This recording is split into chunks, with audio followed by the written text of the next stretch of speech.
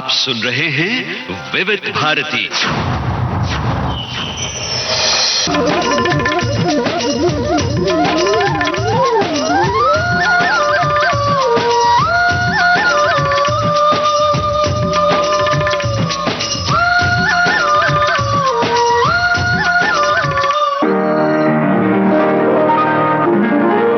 आज के मेहमान। अथ स्वागतम् शुभ स्वागतम् अथ स्वागतम् शुभ स्वागतम् आनन्द मङ्गल मङ्गलम् आनन्द मङ्गल मङ्गलम् हितप्रियं भारत भारतम् हितप्रियं भारत भारतम् स्वागतम् शुभ स्वागतम् अथ स्वागतम् शुभ स्वागतम्। दोस्तों नमस्कार, मैं हूं आपकी रेडियो सखी ममता सिंह और आज विविध भारती के स्टूडियो में हमने आमंत्रित किया है डॉक्टर गायत्री आहूजा को, जो अली यावर जंग राष्ट्रीय वाक एवं श्रवण दिव्यांग जन संस्थान की विभागाध्यक्ष है, यानी कि अली यावर जंग national institute for speech and hearing disabilities.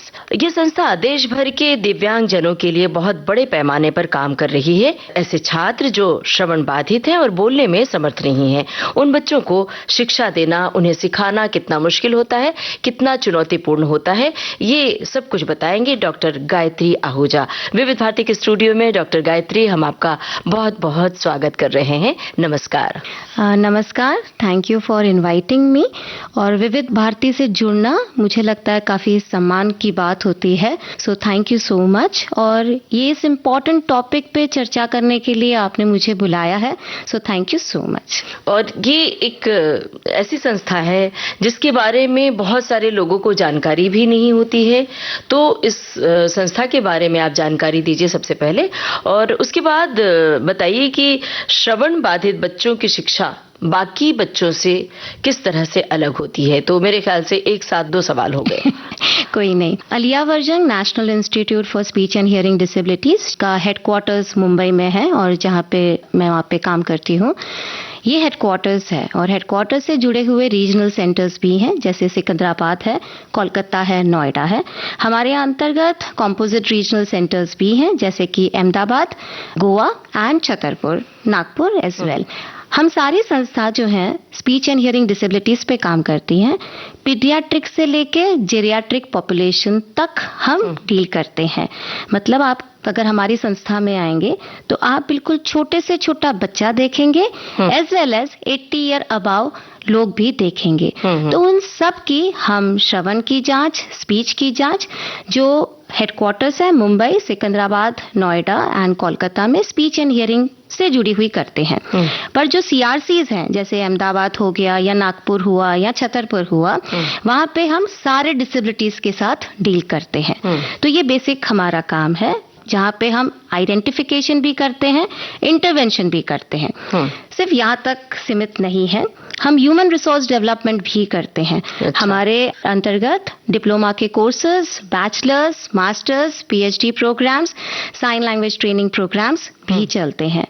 Parents के लिए भी बहुत सारे प्रोग्राम्स चलाते हैं जिससे वो खुद एम्पावर हो सके। एंड पेरेंट्स के लिए जो प्रोग्राम्स हम करते हैं वो मोस्टली फ्री ऑफ कॉस्ट करते हैं। बहुत बार हम इंडिविजुअल्स विद डिसेबिलिटीज के लिए भी कार्यक्रम करते हैं कि बैंकिंग किस तरीके से करना चाहिए या इंग्लिश स्पीकिंग किस तरीके से करना चाहिए। What ever skill development courses हम चलाते हैं वो भी हम बेसिकली फ्री ऑफ कॉस्ट चलाते हैं। तो रेंज बहुत सारी है कि जहाँ पे हम बच्चे से लेके सीनियर सिटीजन तक के लिए हम काम करते हैं। जी, ये हो गया पहला सवाल। हाँ, राइट। और फिर कितना अंतर है एक सामान्य बच्चे को पढ़ाना, शिक्षा देना, और श्रवण बाधित जो बोलने में समर्थ नहीं है उनको सिखाना कितना कठिन होता है, कितना चुनौतीपूर्ण होता है? ओके, अब जो बच्चा एजुकेशन के लिए स्कूलिंग सिस्टम में जाता है, एक सामान्य बच्चा, ठीक है, सामान्य बच्चे के जो गोल्स होते हैं एजुकेशन के, वो सेम गोल्स हियरिंग इम्पेयर्ड या श्रवण बाधित बच्चों के भी होते हैं। ओके,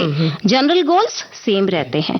बट आप ऐसा सोचिए कि एक बच्चा है जिसको सुनाई नहीं देता है, ठीक है। अब उसको सुनाई नहीं देता है, हियरिंग लॉस की वजह से उसके 3 चीजें बेसिकली इम्पैक्ट होती हैं। स्पीच, वाचा में प्रॉब्लम, लैंग्वेज में इश्यूज एंड कम्युनिकेशन में इश्यूज। ओके, तो एक चीज तीन चीज से जुड़ी हुई है। अब ऐसे बच्चों को जब हम एडुकेट करते हैं तो अगेन इसके अंदर दो पहलू आ जाते हैं।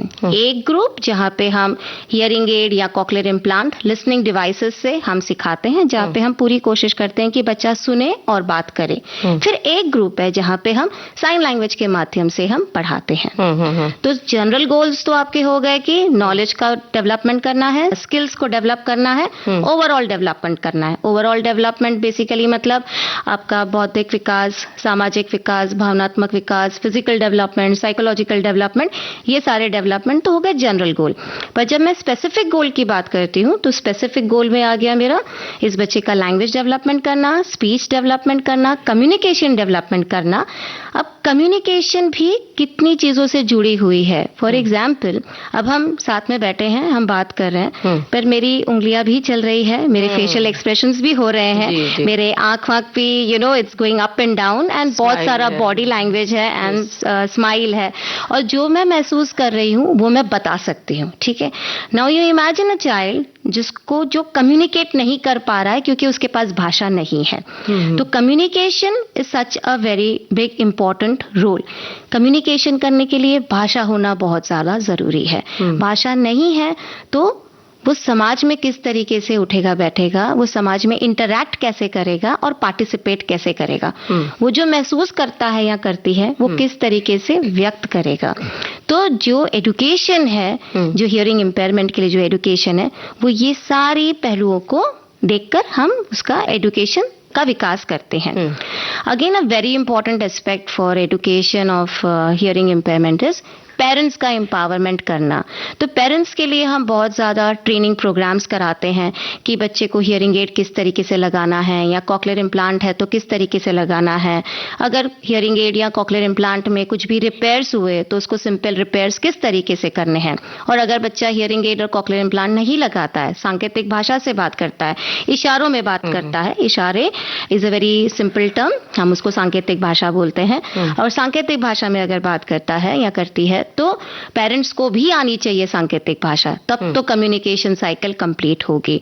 तो बहुत सारे एडिशनल गोल्स आ जाते हैं जब हम एडुकेशन ऑफ हियरिंग इम्पेयर्ड बच्चों की बात करते हैं। तो यहाँ पर एक गाना सुनते हैं, फिर और बातें करते हैं। कौन सा गाना सुनवाएं?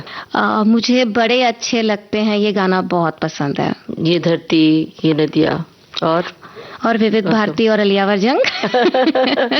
क्या बात है, सुनते हैं। बड़े अच्छे लगते हैं क्या ये धरती ये नदियाँ ये रैना और तुम,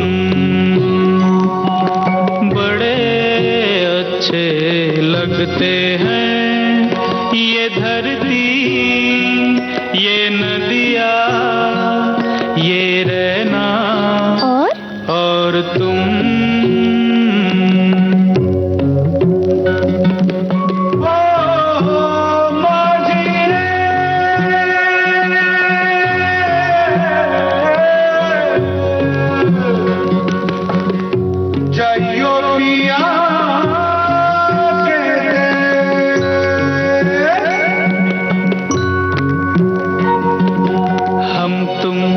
कितने पास हैं कितनी दूर हैं चांद सितारे, सच पूछो तो मन को झूठे लगते हैं ये सारे। हम तुम कितने पास हैं कितने दूर हैं चांद सितारे, सच पूछो तो मन को झूठे लगते हैं ये सारे, मगर सच्चे लगते हैं ये धरती ये नदियाँ ये रहना और तुम।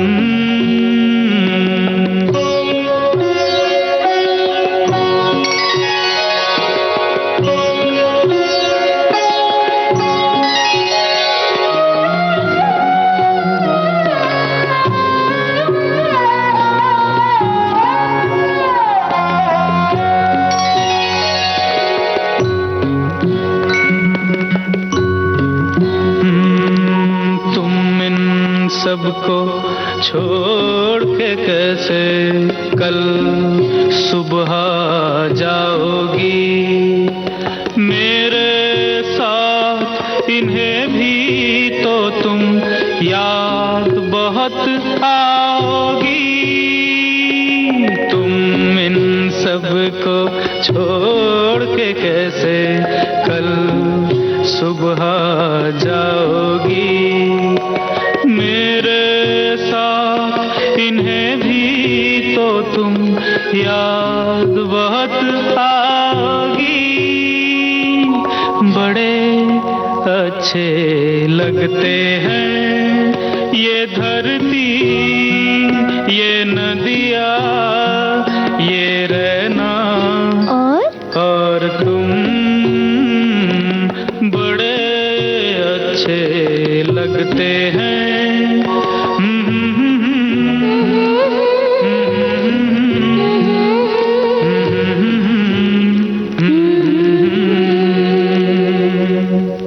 इस गाने के पहले आप जिक्र कर रही थी कि किस तरह से आप शिक्षा देती हैं और पेरेंट्स को भी बुलाते हैं, तो वो बड़ा मुश्किल काम होता होगा। पेरेंट्स को सिखाना कौन सी प्रणाली होती है, कैसे आप सिखाती हैं, कैसे ट्रीट करते हैं उनको?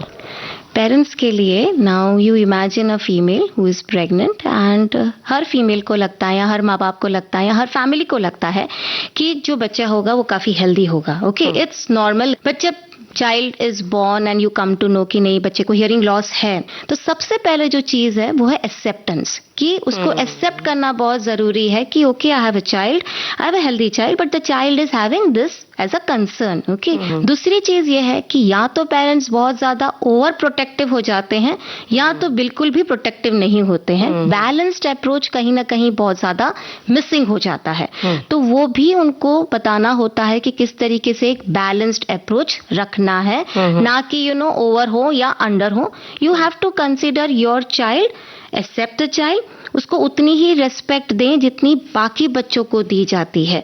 उसे ऐसा नहीं लगे कि हाँ मैं कुछ अलग हूँ इसलिए मम्मी पापा मेरे साथ ऐसा बिहेव कर रहे हैं, तो उसे भी अपनापन लगना चाहिए और मैं इसी घर का एक हिस्सा हूँ, ये उसे समझना बहुत जरूरी है। तीसरी इंपॉर्टेंट चीज ये है कि पेरेंट्स को एजुकेशन के प्रोसेस में बहुत ज्यादा इन्वॉल्व होना चाहिए। अगर इन्वॉल्व हुए तो yes the child can proceed या प्रोग्रेस आराम से। इसलिए हमारे पास भी ऐसे बहुत सारे पेरेंट्स आते हैं कोर्सेज करने के लिए, चाहे डिप्लोमा हो या बैचलर्स हो, जिनके खुद के बच्चों को या तो हियरिंग लॉस हो या कोई कंसर्न हो, वो खुद भी आते हैं। क्योंकि जब तक पेरेंट्स को नहीं पता चलेगा कि इन बच्चों में क्या कंसर्न्स हैं, तो वो बच्चों की डेवलपमेंट में कैसे भागीदारी ले सकते हैं। स्कूल्स के साथ जुड़े रहें, लगातार या फॉलो अप ऑडियोलॉजिस्ट या स्पीच लैंग्वेज पैथोलॉजिस्ट के साथ करते रहें। टीचर्स के साथ जुड़ना बहुत ज़्यादा इम्पॉर्टेंट है और अगर आपका बच्चा सांकेतिक भाषा का इस्तेमाल करता है तो आप खुद भी सीखें सांकेतिक भाषा, which is very very important. बहुत बार ये देखा गया है कि क्या होता है कि पता तो चल जाता है कि बच्चे को हियरिंग लॉस है, ओके, बट माँ या फादर बाकी फैमिली मेंबर्स को बताते ही नहीं है कि बच्चे को कुछ इशू है, रिश्तेदारों को और बाकी लोगों को बताते ही नहीं है, डर के मारे शर्म के मारे कुछ बताते ही नहीं है। अब इससे क्या होता है, पहचान तो हो गई कि मेरे बच्चे को कुछ ना कुछ तो इश्यूज है, कंसर्न्स है, मुझे डॉक्टर के पास जाना चाहिए, बट इंटरवेंशन बहुत टाइम के बाद होता है, 4 साल 5 साल के बाद हो जाता है। तो ये जो गैप है आइडेंटिफिकेशन और इंटरवेंशन का, ये बढ़ते जाता है। ये कहीं ना कहीं कम करना बहुत ज्यादा जरूरी है। सो उनका माइंडसेट कैसा है पेरेंट्स का, that also plays a very important role. Positive mindset रखेंगे तो yes the child can progress. ऐसा नहीं है कि चिल्ड्रन विथ हियरिंग इम्पेयरमेंट आगे प्रोग्रेस नहीं करते हैं। मेरा खुद का एक स्टूडेंट है जो पीएचडी कर रहा है, सुनील सहस्त्रबुद्धे, वो खुद पीएचडी कर रहा है। शिवाजी पांडा सर हैं, काफी बड़े रोल मॉडल हैं, उनकी तो पीएचडी हो भी चुकी, उन्होंने खुद का अपना एक स्कूल सेटअप बनाया है उड़ीसा में। So there are many who are having hearing loss और एक बहुत अच्छे मुकाम पे पहुंच गए हैं। हम हियरिंग लॉस के क्षेत्र में डॉक्टर मदन वशिष्ठ का नाम लेते हैं हमेशा, वो खुद भी हियरिंग इम्पेयरमेंट है, उनको है, एंड गैलरेट यूनिवर्सिटी में डीन रह चुके हैं। So it is possible, everything is possible, but timely और एप्रोप्रिएट सपोर्ट सिस्टम लेके अगर हम काम करें तो थिंग्स आर पॉसिबल। तो किन किन क्षेत्रों में ये बच्चे आगे बढ़ जाते हैं? ज्यादातर कोई ऐसा क्षेत्र है जहां पर इनके लिए मुश्किल पैदा हो सकती है? देखिए, अभी जैसे मैंने कहा कि हियरिंग लॉस की वजह से लैंग्वेज, स्पीच और कम्युनिकेशन अफेक्टेड है। ओके, सो अगर ये 3 चीज आपने सही, टाइमली, एप्रोप्रिएटली डेवलप कर दी तो बच्चे को कोई कंसर्न्स, इश्यूज नहीं आएंगे। हमारे पास ऐसे भी चिल्ड्रन विथ हियरिंग इम्पेयर्ड हैं जो BSLP जिन्होंने कर चुके हैं। ओके, ऑडियोलॉजी का कोर्स कर चुके हैं, ऑडियोलॉजिस्ट हैं अभी। ओके, एजुकेशन के क्षेत्र में तो बहुत अच्छा करते हैं। बहुत जगह पे यू विल फाइंड जो डेफ टीचर्स बहुत ज्यादा कनेक्टेड हैं बच्चों के साथ। टीचर के क्षेत्र में मैंने बहुत सारे देखे हैं। Plus you will find many people in IIMs, IITs also you will find. क्या बात है। तो again everything boils down to identification, intervention का गैप कम करना है एंड पॉजिटिव माइंडसेट के साथ अगर हम काम करें तो yes, things are possible. Plus team approach में काम करना बहुत जरूरी है। टीम अप्रोच का मतलब पेरेंट्स हो गए, टीचर्स हो गए, जो भी उनके थेरेपिस्ट होंगे या साइन लैंग्वेज इंटरप्रेटर हो गए, इन सबको साथ में लेकर अगर वो आगे बढ़ेंगे तो यस, थिंग्स आर पॉसिबल। बिल्कुल। अच्छा डॉक्टर गायत्री, हमें बताइए कि कैसे पहचाने कि किसी बच्चे को हियरिंग लॉस है, मतलब वो सुनने में असमर्थ है? प्रारंभिक अवस्था में कैसे पहचान होती है? ओके, फॉर सिंपल एग्जाम्पल, अगर मैं फैमिली सेटअप पे बात करूं तो आप जोर से आवाज बुला रहे हैं बच्चे का, राहुल राहुल राहुल, बच्चा प्रतिसाद नहीं करता है। आपने चिल्ला के बात किया तभी भी प्रतिसाद नहीं कर रहा है। There is no changes in expression. हमें जब आवाज आती है तो हम उस तरफ देखते हैं। ओके, जहां से आवाज आती है हम उस तरफ देखते हैं, तो बच्चा वहां पे रिस्पॉन्ड नहीं करता है। अगर बहुत जोर से कोई आवाज आती है तो हम नॉर्मली दचकते हैं, वी स्टार्टल। ओके, अगर बच्चा स्टार्टल नहीं करता है या दचकता नहीं है तो दीज आर सर्टेन साइंस जहां पे बच्चा रिस्पॉन्ड नहीं कर रहा है। अगेन घर की घंटी बजी है and the child is not understanding कि there is a door bell. तो इन्वायरमेंटल साउंड्स को अगर वो रिस्पॉन्ड नहीं करता है या फाइन साउंड्स जैसे स्पीच साउंड्स को वो रिस्पॉन्ड नहीं करता है तो yes, the child can have issues. बहुत बार क्या होता है कि हियरिंग लॉस उतनी मात्रा पे नहीं है, माइल्ड, मॉडरेट या मॉडरेटली सीवियर है, तो उन बच्चों को पहचानना थोड़ा सा डिफिकल्ट लेवल पे है, पर उसके लिए जांच करना बहुत ज्यादा जरूरी है। अभी ऐसे बहुत सारे बच्चे आपको रेगुलर स्कूल्स में मिल जाएंगे, जनरल स्कूल्स में मिल जाएंगे, ठीक है, जहाँ पे बच्चे को लॉस तो है बट आप अगर थोड़ा जोर से बोलते हो तो बच्चा रिस्पॉन्ड कर लेता है। बट व्हेन यू से टर्न पेज नंबर दिस, तो पेज नंबर ये टर्न करना है, ये पूरा वाक्य समझना उनके लिए थोड़ा डिफिकल्ट होता है। अगेन ऐसे बहुत सारे बच्चे होते हैं जो बहुत ऊंचा बात करते हैं, तो कहीं ना कहीं कंसर्न्स है। तो ये सब एक बिहेवियरल रिस्पॉन्सेज है जिनको हमें ध्यान में रखना चाहिए। और अगर ऐसा कोई बिहेवियरल रिस्पॉन्स आप देखते हो तो तुरंत ENT एंड ऑडियोलॉजिस्ट को मिलने, ताकि हमें पता चले कि हियरिंग लॉस है तो कितना हियरिंग लॉस है, और अगर हियरिंग लॉस है क्या वो दवाई से या सर्जरी से ठीक हो सकता है। तो फाइन, नहीं ठीक हो सकता है तो what are the different alternatives, चाहे वो हियरिंग एड लगा दें या कॉक्लियर इम्प्लांट लगें या हमको साइन लैंग्वेज का है सपोर्ट चाहिए, क्या करना है तो हम प्लान ऑफ एक्शन बना सकते हैं। तो दिस इज द बेसिक।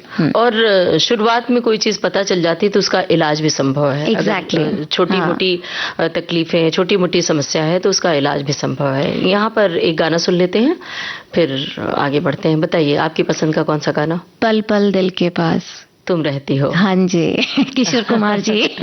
जी, सुनते हैं ये गाना। पल पल दिल के पास तुम रहती हो, पल पल दिल के पास तुम रहती हो, जीवन मीठी प्यार ये कहती हो, पल पल दिल के पास तुम रहती हो।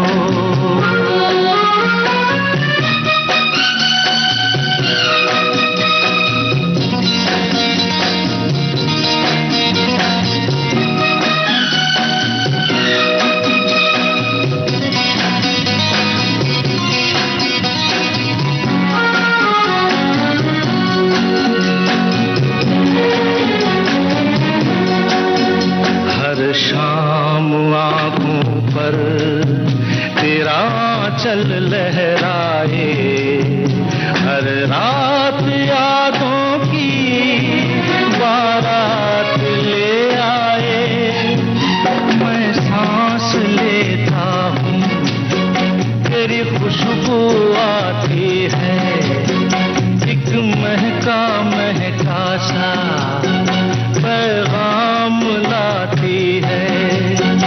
मेरे दिल की धड़कन भी तेरे गीत गाती है।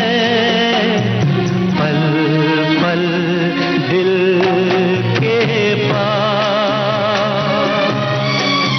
तुम रहती हो।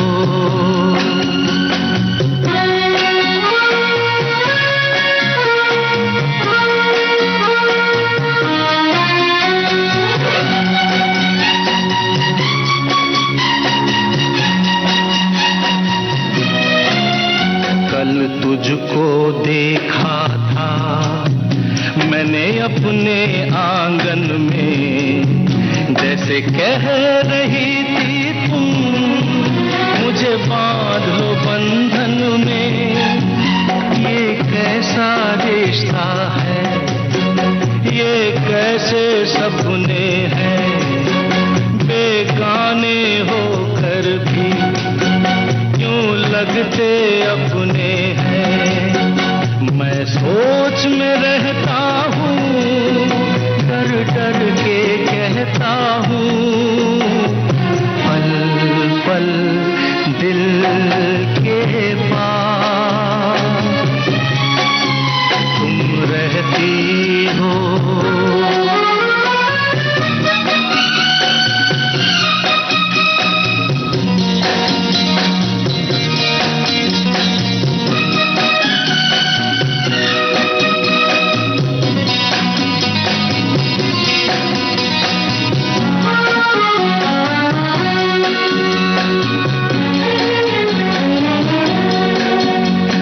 सोचोगी क्यों इतना मैं तुमसे प्यार करूं, तुम समझोगी दीवाना मैं भी इकरार करूं। दीवानों की ये बातें दीवाने जानते हैं, जलने में क्या मजा है परवाने जानते हैं।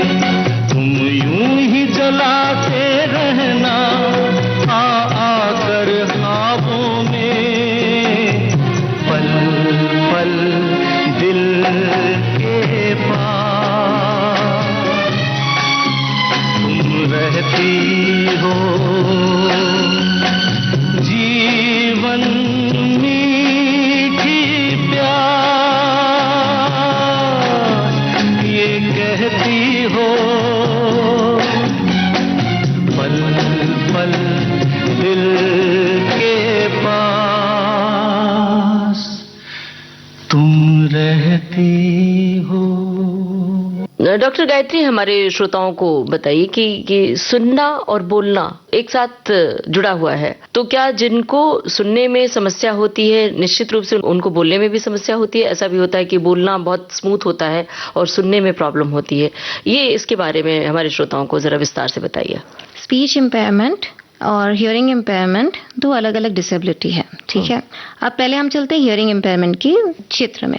मुझे सुनाई नहीं देता है, अगेन आई रिपीट, इसलिए मुझे भाषा वाचा और संप्रेषण में तकलीफ होगी, ठीक है। तो ये डिपेंड करता है कि मुझे कितना हियरिंग लॉस है, ओके। उसके हिसाब से डिसाइड होगा कि मेरा वाचा भाषा और संप्रेषण कितना अफेक्टेड रहेगा। तो हियरिंग इम्पेयरमेंट की वजह से मुझे बात करने में प्रॉब्लम आएगी और भाषा वाचा और संप्रेषण में प्रॉब्लम आएगी। स्पीच इम्पेयरमेंट बिल्कुल भी जरूरी नहीं है जिस बच्चे को स्पीच इम्पेयरमेंट हो उसको हियरिंग इम्पेयरमेंट हो, बिल्कुल नहीं। Speech impairment totally different thing है। लाइक फॉर एन एग्जांपल, आप जब बात करते हैं तो बात करने के लिए जो जो ऑर्गन्स या इन्वॉल्व हैं, ओके, जो भी आर्टिकुलेटर्स इन्वॉल्व हैं या जो वोकल फोल्ड्स हैं या जो भी इन्वॉल्व हैं, ओके, वो एक टोटली डिफरेंट क्षेत्र है। ओके, तो हियरिंग इम्पेयरमेंट की वजह से मुझे बात करने में तकलीफ हो सकती है, पर मैं बात नहीं कर सकती हूँ, या मुझे स्टटरिंग है या स्टैमरिंग है या मुझे कोई भी स्पीच रिलेटेड कंसर्न्स है, बट दैट डजंट मीन कि मुझे हियरिंग लॉस भी है। तो ये दो अलग अलग चीजें हैं, पर बहुत बार लोग उसको मिक्स कर लेते हैं। तो पहले जब हमारे पास पर्सन्स विद डिसेबिलिटीज एक्ट था, तब वी हैड डेफ की डेफिनेशन थी हमारे पास, एंड डेफ एक प्रॉपर एक डिसेबिलिटी था। आरपीडब्ल्यूडी एक्ट जब आया 2016, तो दो अलग डिसेबिलिटी बना दी, स्पीच इम्पेयरमेंट अलग, हियरिंग इम्पेयरमेंट अलग, एंड दोनों की टेक्निक्स, मेथड्स, सिखाने के तरीके एंड थेरेपी सेशंस काफी अलग हैं। तो ये दोनों चीजें अलग हैं। बिल्कुल। और कुछ बच्चे जो बोल तो सकते हैं लेकिन ठीक से नहीं बोल पाते हैं, जिनको हकलाना कहते हैं। राइट, हाँ। तो उनके लिए भी उनके लिए भी थेरेपीज होती हैं, एंड जैसे आपने खुद ने पहले कहा, जितना जल्दी आप जानोगे उतना जल्दी आप उसका निवारण कर सकते हैं, उतना जल्दी इंटरवेंशन प्रोग्राम शुरू हो सकता है। तो अगर आपको लगता है कि आपका बच्चा हकलाता है, तो आप उसको प्लीज एक इंटरवेंशन प्रोग्राम में लेके जाएं या थेरेपिस्ट के पास लेके जाएं। टू एड वन थिंग कि जैसे जनरल स्कूल्स में, रेगुलर स्कूल्स में यू विल फाइंड कि कुछ बच्चे हैं जिनको हियरिंग इश्यूज हैं, कुछ बच्चे हैं जिनको स्पीच इश्यूज हैं। तो मिनिस्ट्री ऑफ एजुकेशन एक प्रशस्त ऐप बनाया है। ओके, तो वो ऐप से आप आइडेंटिफाई कर सकते हो कि ये बच्चे को रेड फ्लैग है कि ग्रीन फ्लैग है। ओके, तो वो स्क्रीनिंग करने में काफी आसानी होती है कि हाँ वो बच्चा कौन से ग्रुप में फिट होता है, ताकि आपका इंटरवेंशन प्रोग्राम या थेरेपी प्रोग्राम उस तरीके से बढ़ते जाएगा।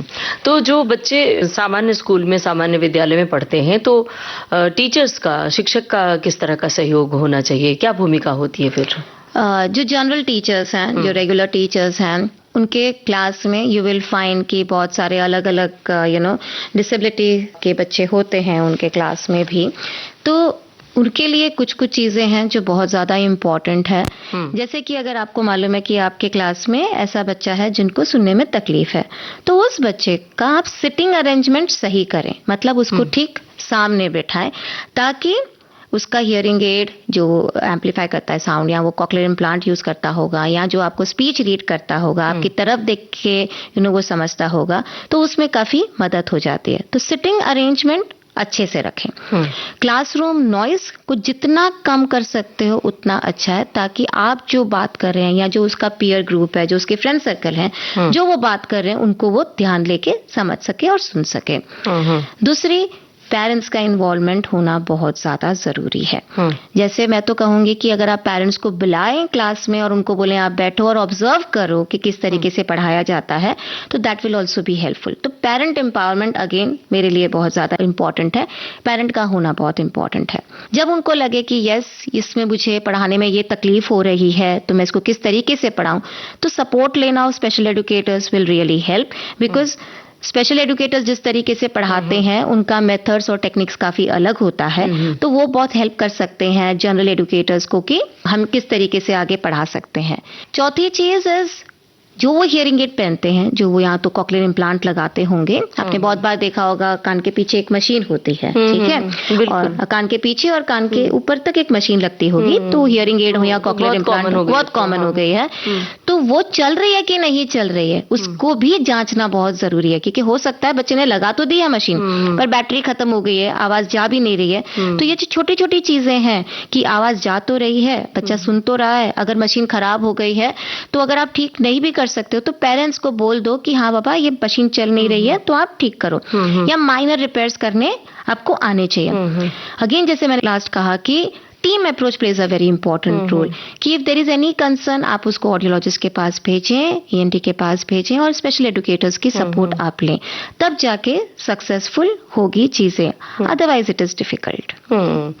तो क्या ऐसे बच्चों को कुछ मनोवैज्ञानिक ट्रीटमेंट की भी जरूरत होती है? क्योंकि एक सामान्य स्कूल में बच्चे पढ़ रहे हैं और सारे बच्चे, उसको तो पता है कि वो सुनने में असमर्थ है, हियरिंग एड लगा रहा है तो उसको पता है, बोलने में असमर्थ है, तो वो जो हीन भावना के शिकार होते हैं, तो उसमें किस तरह से मनोवैज्ञानिक ट्रीटमेंट होता है या नहीं होता है? It all depends on child to child and family to family. For example, अगर मैं हियरिंग इम्पेयर्ड पर्सन हूँ और मेरी फैमिली ऐसी है जो बहुत पॉजिटिव है, ओके, एंड उनका माइंडसेट ऐसा है कि इट्स ओके, मतलब कि ठीक है, और उनका काफी रीइंफोर्समेंट हो रहे हैं, उन बच्चों को ज्यादा इश्यूज और कंसर्न्स नहीं आते हैं. पर जहाँ पे पेरेंट्स ने खुद ने एक्सेप्ट नहीं किया है कि मेरे बच्चे को ये कंसर्न है, एंड पेरेंट और बच्चे के बीच का जो संबंध है वो सही नहीं है, तो बच्चों को कंसर्न्स आएंगे ही आएंगे. इट कैन बी उनको इन्फीरियरिटी कॉम्प्लेक्स हो कि मेरे से कोई बात नहीं कर रहा है, मेरे से कोई क्यों नहीं बात कर रहा है, मुझे लोग अलग तरीके से क्यों ट्रीट कर रहे हैं, तो दैट कॉम्प्लेक्सिटी विल कम. तो ये तो हमारे साथ भी होता है कि समझो अगर हम कोई ग्रुप में गए और हमें लगा कि हाँ मुझे ये इंग्लिश भाषा बात करने नहीं आती और सबके सब इंग्लिश में बात करते हैं, तो वो तो हमको भी लगता है ये एक स्वाभाविक चीज है. तो ये कंसर्न्स जहाँ पे एक्सेप्टेंस की बहुत ज्यादा प्रॉब्लम होती है, वहां मैंने ये कंसर्न्स बहुत ज्यादा देखे हैं. एक दूसरा जो बहुत ज्यादा देखा है मैंने, वो है कि क्या होता है कि पहले समझो बच्चा स्पेशल स्कूल में गया या थेरेपी सेंटर में गया, वहां पे पेरेंट्स को लगा और टीचर्स को लगा कि हाँ बाबा मेरा बच्चा अच्छा प्रोग्रेस कर रहा है, वो सब कुछ अच्छे से कर रहा है. उसको स्पेशल स्कूल सेटअप में जहाँ पे सब स्पेशल बच्चे हैं, स्पेशल टीचर हैं, एंड उसको वहां से पिक करके उन्होंने प्लेस कर दिया एक रेगुलर स्कूल में. अब वो रेगुलर स्कूल में बाकी सब एक सामान्य बच्चे, एक जनरल टीचर, उन्होंने कभी ऐसा बच्चा देखा नहीं. उसके पढ़ाने का जिस तरीके से वो दिखता तो बिल्कुल सेम है, ओके, बट वो हियरिंग एड है और मोस्टली कभी वो इशारे करता है, तो वो थोड़ा अलग हो जाता है. तो वहां पे अगर वो कोप अप नहीं करता है, ओके, बाकी वो इन्वायरमेंट और सराउंडिंग से, then there can be a psychological concerns also. फिर क्या होता है, वहां से हम वापस उसको स्पेशल स्कूल में लेकर आते हैं, रिवर्स इंटीग्रेशन करते हैं. इस प्रोसेस में the child faces lot of problem. Third, अगर उसकी लैंग्वेज उतनी डेवलप नहीं है, चाहे वो मौखिक भाषा हो या सांकेतिक भाषा हो, अगर उसकी लैंग्वेज डेवलप नहीं है and the child is not able to communicate, okay, अगर मेरा कम्युनिकेशन अफेक्टेड है, तो yes I might have psychological concerns also. बिल्कुल. So it all depends upon कि कौन सा सिनेरियो है, कौन सा सिचुएशन है, that plays an important role. And sometimes I feel कि जो बिहेवियर्स है ना हम सबके, वो बहुत इंपॉर्टेंट रोल प्ले करते हैं. फॉर सिंपल एग्जाम्पल, अगर बच्चा स्कूल जाता है तो उसके सिक्योरिटी गार्ड उसको कैसे डील करते हैं, आया जो है, आया किस तरीके से उसको डील करती है, और ये सब छोटे बच्चों में बहुत, because they are more of visual learners, okay. आपका फेशियल एक्सप्रेशन ऐसा होगा कि you are not accepting it, but आप मुंह से तो बोल रहे हैं hello good morning, but facial expression is not going with your speech, okay. तो वो भी कहीं ना कहीं उसको फील होता है. तो behaviours plays an important role because जो hearing impaired होते हैं वो mostly visual learners होते हैं. They are more of visuals, okay? तो आपका बर्ताव, आपका attitude, आपका body language, ये सब बहुत important role play करता है. यहाँ कहीं ना कहीं कमतरता हुई तो that means that will affect the child. बिल्कुल सही बात है. इन बच्चों की ऐसी कौन सी प्रमुख शैक्षणिक आवश्यकताएं हैं जिन्हें हर माता पिता और शिक्षक को समझना चाहिए, ये बताइए हमारे श्रोताओं को. ओके. अभी जैसे मैंने कहा चिल्ड्रन विथ हियरिंग इम्पेयरमेंट या वो बच्चे जिनको हियरिंग लॉसेस हैं, वो दो ग्रुप में होते हैं बेसिकली. एक ग्रुप जो हियरिंग एड या कॉक्लियर इम्प्लांट यूज करता है एंड उसका वर्बल कम्युनिकेशन डेवलप होता है. हम मोस्टली उनके इसमें मौखिक भाषा किस तरीके से विकास हो उसके ऊपर हम स्टेप्स लेते हैं. दूसरा ग्रुप है जहाँ पे हम साइन लैंग्वेज का इस्तेमाल करते हैं, इशारों की भाषा बोलते हैं या विजुअल स्पेशियल मैनुअल कम्युनिकेशन हम जिसको बोलते हैं, ये एक ग्रुप होता है. ठीक है. अब इन दोनों ग्रुप में बेसिक इंपॉर्टेंट डेवलपमेंट या जो ज़रूरत है या लर्निंग नीड्स है बेसिकली कम्युनिकेशन और लैंग्वेज की ज़रूरत है. ठीक है. अब नॉर्मली लोगों को क्या लगता है कि आपने हियरिंग एड लगा दिया तो मेरा बच्चा बात करेगा, या कॉक्लियर इम्प्लांट सर्जरी कर दी तो मेरा बच्चा बात करेगा. पर इसमें और चश्मे के बीच में बहुत फर्क है. मुझे अगर दिखाई नहीं देता है और मैं ऑप्थेल के पास जाती हूँ, ऑप्थेल मुझे चश्मा देगा और मुझे तुरंत दिखाई देगा और वो आपका तभी का तभी टेस्टिंग करते हैं. ठीक है. जिन बच्चों को सुनाई नहीं देता है ऑडियोलॉजिस्ट के पास जाते हैं, वो अलग अलग श्रवण यंत्र ट्राई करते हैं, फिर वो गेम देखते हैं और उसके बाद आपको एक हियरिंग एड दिया जाएगा. हियरिंग एड लगाने के बाद तुरंत बच्चा बात नहीं करता है. उसके बहुत सारे थेरेपी सेशंस होते हैं, श्रवण प्रशिक्षण के बहुत सारे थेरेपी के सेशंस होते हैं. उसको सिखाया जाता है कि ये आवाज कौन सी है, इस आवाज का मतलब क्या है, आवाज आ कहाँ से रही है. तो it's a long process, okay, and a tedious process जहाँ पे बहुत ज़्यादा सिंसियरिटी से आपको काम करना होता है। तो ये एक लर्निंग नीड है जहाँ पे अगर लगता है कि हाँ बच्चे ने श्रवण यंत्र पहना है तो उसका ऑडिटरी ट्रेनिंग या श्रवण प्रशिक्षण आपको लगातार करना होगा। हियरिंग एड आपको लगातार पहनना होगा, एंड चाहे वो कॉक्लियर इम्प्लांट हो या हियरिंग एड हो, आपको कंटिन्यूसली पहनना बहुत ज़रूरी है। दूसरी चीज़ है, आप जिस वातावरण में हैं वो भाषिक वातावरण होना चाहिए। जितना ज़्यादा आप लैंग्वेज इनपुट दोगे उतना ज़्यादा आप लैंग्वेज आउटपुट होगा। जितना लैंग्वेज इनपुट नहीं है उतना output is affected. Social interactions बहुत ज़्यादा कराएं ताकि बच्चे को भी लगे कि हाँ मैं इस समाज का एक हिस्सा हूँ एंड मुझे हर जगह एक्सेप्टेंस होनी चाहिए, एंड प्लस एक सोशल आइडेंटिटी भी डेवलप होती है। मैं जितना ज़्यादा समाज में इन्वॉल्व होंगी मेरी उतनी अच्छी आइडेंटिटी भी बनेगी। नीड्स है बेसिकली एक चिल्ड्रन विथ हियरिंग इम्पेयरमेंट की। अपार्ट फ्रॉम दिस, अब देखिए जब हम भाषा की बात करते हैं तो अगर मैं सिंपल एग्जांपल दूं मैथमेटिक्स का, अगर मैं लिखूंगी 26 + 24 कितना होता है इन अ डिजिटल फॉर्मेट, वो बच्चा कर पाएगा। ओके, पर अगर यही चीज मैं भाषिक रूपांतर में दूं मैथमेटिकल सम्स, वो डिफिकल्ट हो जाएगा। बिकॉज अब जिस तरीके से मैं बात कर रही हूँ और जब मैं वो लिखती हूँ भाषा, ओके, टिपिकल मैथमेटिकल कंसेप्ट में जो भाषा का इस्तेमाल होता है वो थोड़ा डिफिकल्ट हो जाता है बच्चे को भाषा सीखने में। Next what I feel is, हम कभी भी जो भी कंटेंट सिखाते हैं या चाहे वो टीचर्स हो या चाहे वो पेरेंट्स हो, जो भी हम कंटेंट सिखाते हैं उस कंटेंट के अंदर जितने भी कंसेप्ट होते हैं, ओके, वो जितने भी संकल्पनाएं हैं वो संकल्पना संदर्भ के अकॉर्डिंगली सीखना बहुत जरूरी है। अब एग्जाम्पल, अगर मैं आपको एक शब्द बोलूं खोलना, ओके, ये शब्द है अगर खोलना, तो हम तो कितनी सारी अलग अलग चीजें खोलते हैं। ओके, क्लास में आप जाते हो और बोलते हो कि आप बुक्स खोलो, तो यू अंडरस्टैंड कि बुक मुझे खोलना है। ओके, बुक इस तरीके से खुलती है। ओके, अगर मैं कहूँ कि मुझे डोर खोलना है तो दैट क्रिया is different. Okay, that process is different. तो one word basically depends upon the context. So hence the conceptual clarity plays a very important role. अगर संकल्पना में अंडरस्टैंडिंग कहीं ना कहीं अफेक्टेड होती है तो इसके लिए बच्चों को आगे एकेडमिक अंडरस्टैंडिंग में भी प्रॉब्लम्स होती है। नहीं तो फिर बच्चे फिर रट्टा मार के वो वैसे आंसर लिखते हैं कि बहुत बार आप देखोगे कि बच्चे क्या करते हैं, जो क्वेश्चन पूछा जाता है उसका वो कीवर्ड देखते हैं और उसके हिसाब से आंसर लिखते हैं, क्योंकि उनमें कंसेप्चुअल क्लैरिटी ही नहीं होती है। और बहुत बार रट्टा मारना करते हैं तो रट्टा मारा हुआ चीज लिखते हैं पर कोई अंडरस्टैंडिंग नहीं होती है। तो understanding plays a very important role. Understanding हुई तो बहुत सारी एकेडमिक डिफिकल्टीज तो चली ही जाएंगे। Plus I am a teacher, तो मैं लिटरेसी डेवलपमेंट को बहुत ज्यादा इंपॉर्टेंस देती हूँ कि जितना ज्यादा आप रीडिंग राइटिंग कराओगे उतना ज्यादा अच्छा प्रोग्रेस होगा, अभ्यास होगा। हाँ, जितना ज्यादा रीडिंग हो, फॉर एग्जाम्पल 6 महीने का अगर बच्चा है, आप बोलोगे क्या मैं कराऊं रीडिंग और राइटिंग एंड क्या ही कराऊं, बट आप बुक खोल सकते हैं उसके सामने और बुक खोल के पढ़ सकते हैं। तो वो जो विजुअल थिंग्स है, okay, that goes in his head. Okay, बच्चा देख रहा है, उसका receptive language is also developing. आप पेज टर्न कर रहे हैं तो ही ऑल्सो अंडरस्टैंड्स कि हाँ जब हम रीड करते हैं तो मुझे पेज टर्न करना है। जब मैं रीड करता हूँ तो मैं ऊपर से लेके नीचे तक जाता हूँ, ना कि नीचे से लेके ऊपर तक।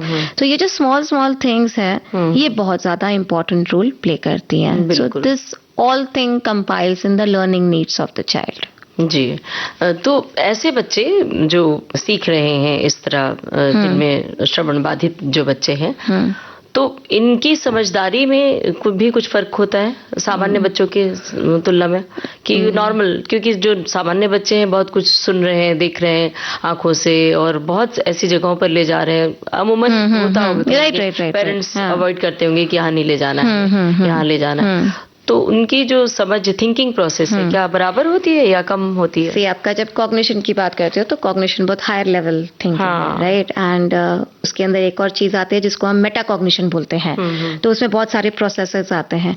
प्रोसेसेस को समझने के लिए आपको एक यंत्र चाहिए, आपको एक टूल चाहिए जो है भाषा।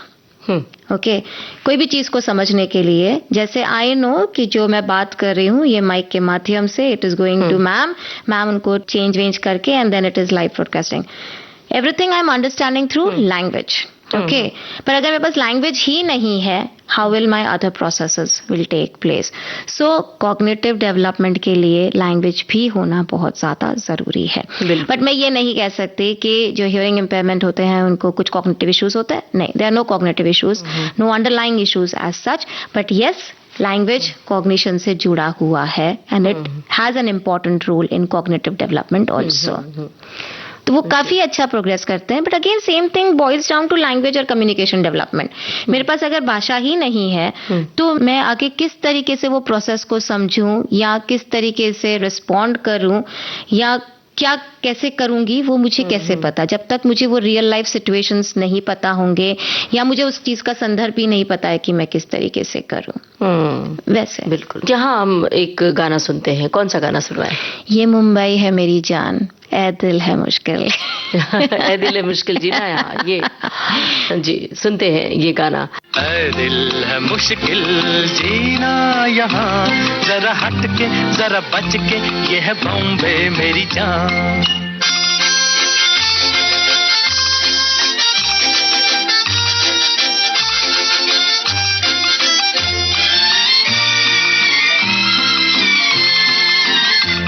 कहीं बिल्डिंग, कहीं ट्राम में, कहीं मोटर, कहीं मिलता है यहाँ सब कुछ, एक मिलता नहीं दिल। कहीं बिल्डिंग, कहीं ट्राम में, कहीं मोटर, कहीं मिलता है यहाँ सब कुछ, एक मिलता नहीं दिल। इंसान का नहीं कहीं नाम और निशान, जरा हट के जरा बच के, ये है बॉम्बे मेरी जान। दिल मुश्किल जीना यहाँ, जरा हट के जरा बच के, ये है बॉम्बे मेरी जान।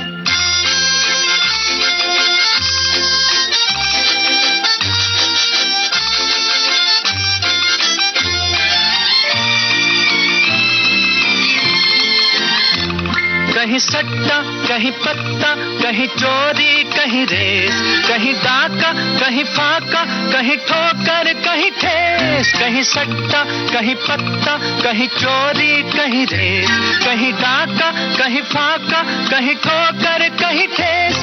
बेकारों के है कई काम यहाँ, जरा हट के जरा बच के, ये है बॉम्बे मेरी जान। ऐ दिल है मुश्किल जीना यहाँ, जरा हट के जरा बच के, ये है बॉम्बे मेरी जान।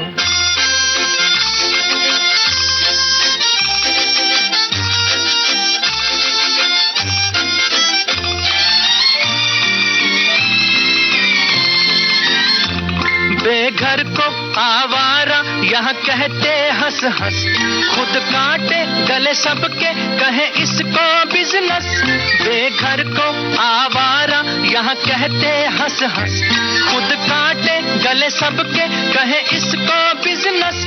एक चीज के है कई नाम यहाँ, जरा हट के जरा बच के, ये है बॉम्बे मेरी जान। दिल है मुश्किल जीना यहाँ, जरा हट के जरा बच के, ये है बॉम्बे मेरी जान।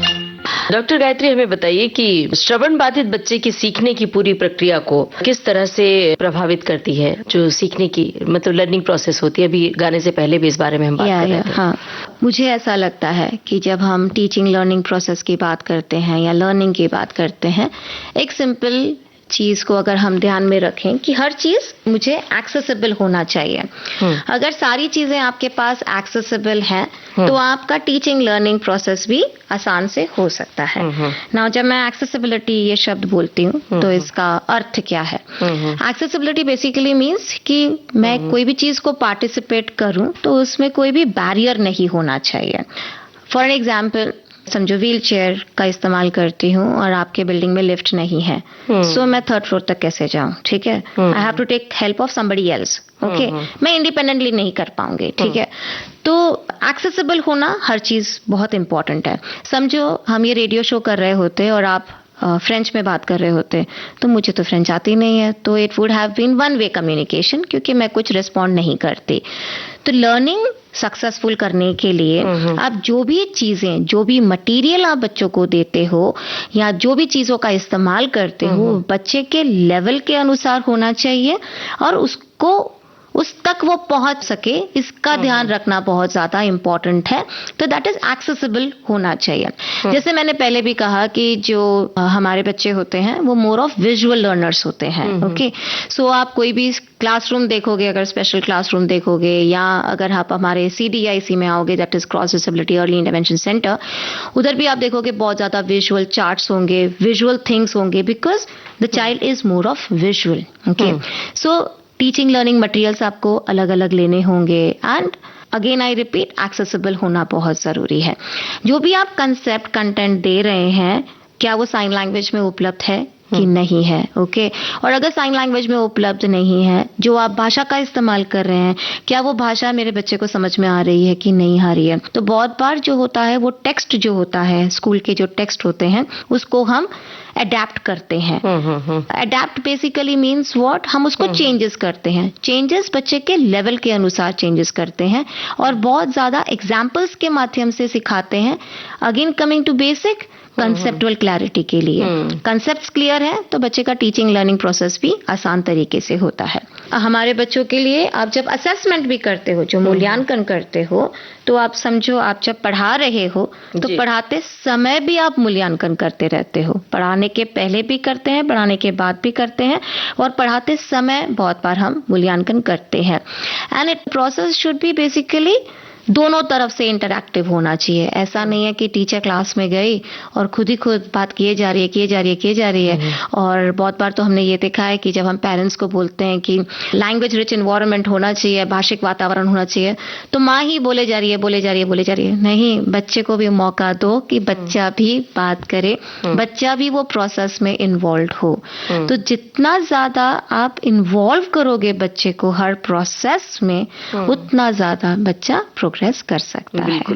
डॉक्टर गायत्री, हमारे श्रोताओं को बताइए कि सरकार की कौन सी नीतियां हैं, कौन सी ऐसी महत्वपूर्ण नीतियां हैं इन बच्चों को जो शिक्षा में समर्थन देती हैं और बढ़ावा देती हैं? गवर्नमेंट ऑफ इंडिया के ऐसे बहुत सारे लॉज हैं, बहुत सारे स्कीम्स हैं जहाँ पे वो बच्चों को बहुत ज्यादा सपोर्ट करते हैं या इंडिविजुअल्स को बहुत ज़्यादा सपोर्ट करते हैं। हमारे पास अलग अलग एक्ट्स हैं, चाहे वो RPWD एक्ट हो या नेशनल एजुकेशन पॉलिसी हो 2020 की, या सिप्टा स्कीम हो। स्किल डेवलपमेंट के लिए we have PM Daksh scheme also. हमारे पास अलग अलग स्कॉलरशिप के स्कीम्स हैं ताकि बच्चे को ऐसा नहीं लगे कि एजुकेशन काफ़ी डिफिकल्ट है, मैं एजुकेशन कहाँ से लूँ और कैसे लूँ। एक सिंपल एग्जाम्पल अगर मैं कहूँ कि आप अगर हमारे यहाँ पे अगर कोई दिव्यांग है, हियरिंग इम्पेयरमेंट है और उसको B.Ed का कोर्स करना है या M.Ed का कोर्स करना है या डिसलेक्सिया ISL का कोर्स करना है, तो उसके लिए फ्री है education. Okay, that is as per the scheme, बच्चे के लिए फ्री है। अगर उसको कोई स्किल डेवलपमेंट का कोर्स करना है या फ्री कोचिंग करना है तो इट इज टोटली फ्री। तो ऐसे बहुत सारे स्कीम्स हैं जहाँ पे उनको हियरिंग एड भी मिलता है कंसेशनल रेट पे। तो ये सारी चीजें हैं जहाँ पे laws are in place, schemes are in place, जहाँ पे हम एजुकेशन भी देते हैं बच्चों को फ्री ऑफ कॉस्ट में। सो ये सारी चीजें तो है इन प्लेस। पर जब हम गवर्नमेंट रूल्स एंड रेगुलेशंस या लॉज एंड पॉलिसीज की बात करते हैं, we still have to develop awareness, और अवेयरनेस की आवश्यकता है अभी तक हमारे देश में कि अगर ये इशू है, अगर ये कंसर्न है तो मुझे कहाँ जाना है। ओके, ये कहाँ जाना है ये अभी तक एक कंसर्न है। अभी भी हमको अवेयरनेस में बहुत ज़्यादा काम करना बहुत ज़्यादा ज़रूरी है। If I can quote a thing is, COVID के टाइम पे they are going to hospitals and they were having their treatment also. So you think of a person जिसको कोविड अफेक्टेड है एंड वो हॉस्पिटल गया है and he is not able to communicate with the doctor because there is no interpreter. Okay, तो हमारे देश में अभी भी इंटरप्रेटर्स की संख्या बहुत कम है, उसमें और ज्यादा इनरोल होना जरूरी है। Third is the accessibility. इस एक्सेसिबिलिटी को भी हमें इम्प्रूव करना बहुत ज्यादा जरूरी है। अगर हम इन सब awareness, accessibility, interpreter services and support system अगर हम और बढ़ा दें तो यस, तो गवर्नमेंट लॉज पॉलिसीज जो है इम्प्लीमेंटेशन काफी अच्छे से होगा। हम डॉक्यूमेंट्स में बहुत अच्छे हैं, इम्प्लीमेंटेशन भी बहुत कर रहे हैं, पर फिर भी अगर ये 2-3 चीज पे और लाइन अप हम करें तो yes, the child can go much higher level पे। जी, आप खुद इस संस्था में पढ़ाती हैं बच्चों को और आपके पास देश भर के बहुत सारे बच्चे आते होंगे। कोई ऐसा निजी यादगार कोई घटना है आपके पास जो शेयर करना चाहती हैं? मैं इस क्षेत्र में आई क्योंकि ऑन माय आप तो पर्सनल हेड हैं, डिपार्टमेंट के हेड हैं, तो बहुत बड़े पैमाने पर काम कर रही हैं। उसके पहले तो फैकल्टी थी एंड उसके पहले बहुत साल तक एनजीओ सेटअप में भी काम करती थी मैं। And I entered in this field because मेरी बुआ की daughter is hearing impaired. Okay, so जब भी मैं बुआ के घर जाती थी तो मुझे ऐसे लगता था कि ये इशारों से बात कर रही है और मेरे पापा आराम से कम्युनिकेट कर सकते थे। And I used to feel ये कुछ अलग है, ये क्या है। Okay, so when I completed my masters I thought कि let me get into this field because this field I felt is very satisfactory, very creative and बहुत कुछ चेंज हम कर सकते हैं। एंड अगर हम सब इकट्ठा होके एज अ टीम काम करें तो I feel you can make wonders.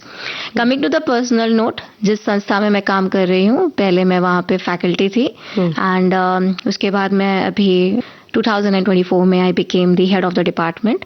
सो बहुत सारी चीज़ें हम देखते हैं, लाइक मेरे पास ऐसे बहुत सारे स्टूडेंट्स हैं जो खुद डेफ हैं, ने कहा कि जो बैचलर्स करते हैं, मास्टर्स करते हैं और पीएचडी करते हैं, और बहुत सारे so called typically developed students भी हैं। दोनों काफ़ी अलग हैं एंड दोनों का सीखने का तरीका काफ़ी अलग है।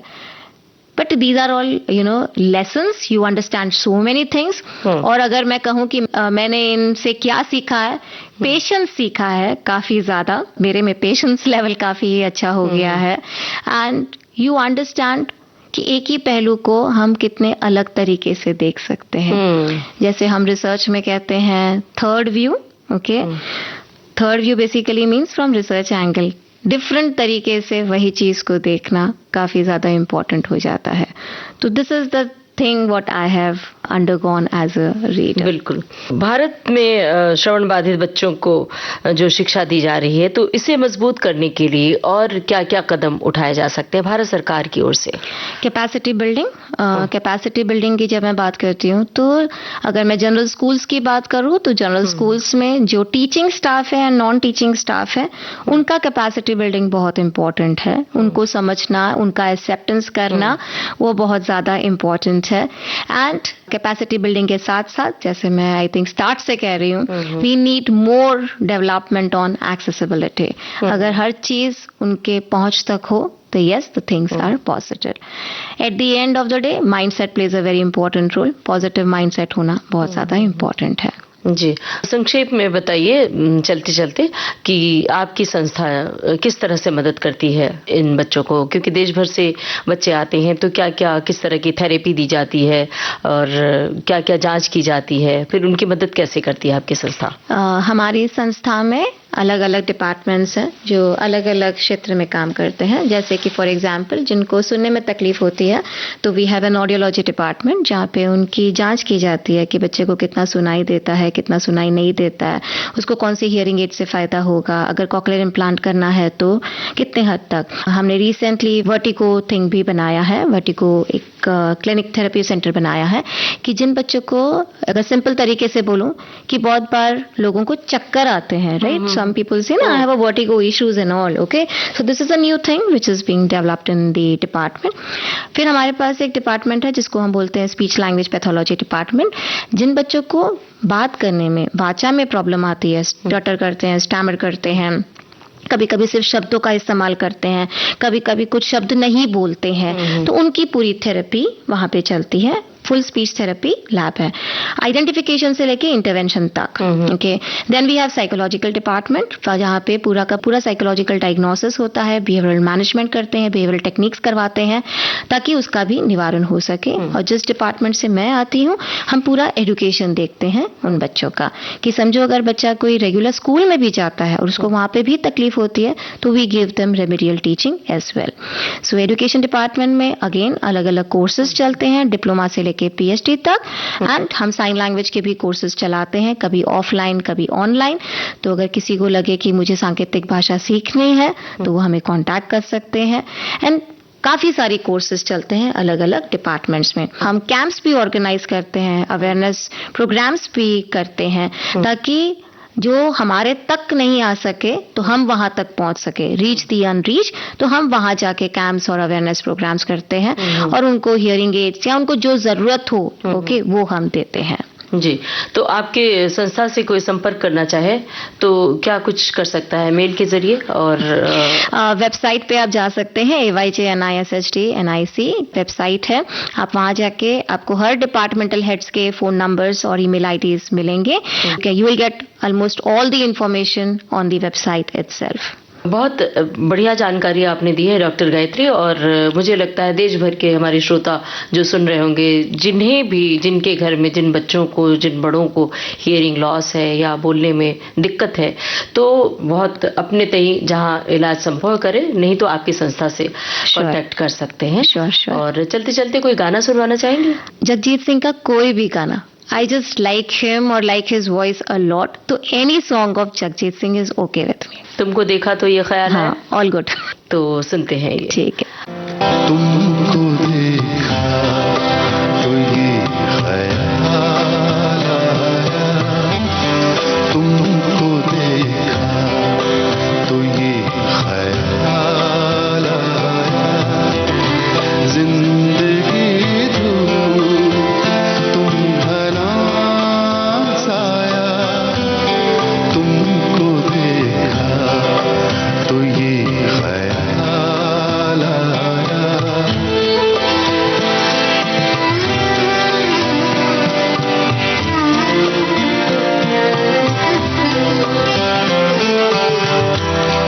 आज फिर दिल ने एक तमन्ना की,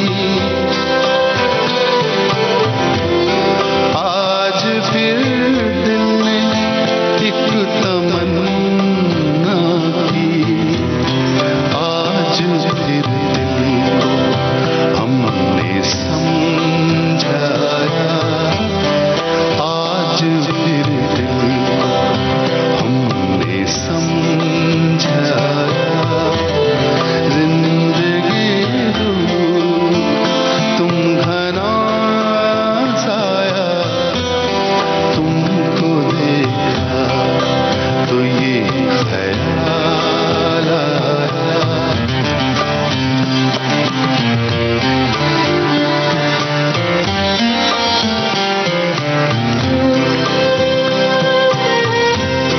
तुम चले जाओगे तो सोचेंगे, तुम चले जाओगे तो सोचेंगे, हमने क्या खोया, हमने क्या पाया, हमने क्या खोया, हमने क्या पाया, जिंदगी तुम घना साया, तुमको देखा तो ये ख्याल आया। और डॉक्टर गायत्री विविध भारती के स्टूडियो में आप आई और इतनी सारी जानकारी दी, और ये एक ऐसा विषय है जो जिस पर लोगों का ध्यान नहीं जाता है। जो लोग इससे पीड़ित होते हैं वही लोग परेशान होते हैं। तो हमारा भी श्रोताओं से बस यही कहना है कि जहां कहीं ऐसे बच्चे हैं उनको सपोर्ट करें, मानसिक रूप से सहयोग दें। आपका तहे दिल से शुक्रिया, बहुत बहुत। Thank you to you, Mamta ma'am, and thanks to Vivid Bharati, the whole team. They are very cooperative and the way they are dealing with everything. So thanks to them. Thanks to all the listeners कि आप सुने, और कहीं पे किसी को भी आवश्यकता हो तो प्लीज संपर्क करें अलियावर्जंग संस्था को। Thank you so much. आज के मेहमान इस कार्यक्रम में अभी आप सुन रहे थे डॉक्टर गायत्री आहूजा से रेडियो सखी ममता सिंह की ये बातचीत। चलने से पहले आपको बता दें, इस कार्यक्रम में हमारी रिकॉर्डिंग इंजीनियर किरण बंग, संपादन सहयोग काजल भदरगे का,